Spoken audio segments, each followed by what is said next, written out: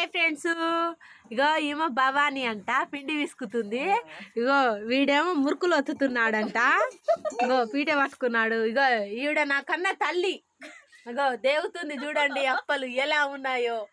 Wow wow wow. ఇగో ఇవి మురుకులు అనమాట. హాయ్, నేనే మౌనిక అంటే. ఇగో ఇది పిండి చూసుకోండి బాగా. ఇగో పిల్ల, ఇగో ఈడ నా పాప అయస్కాంతం.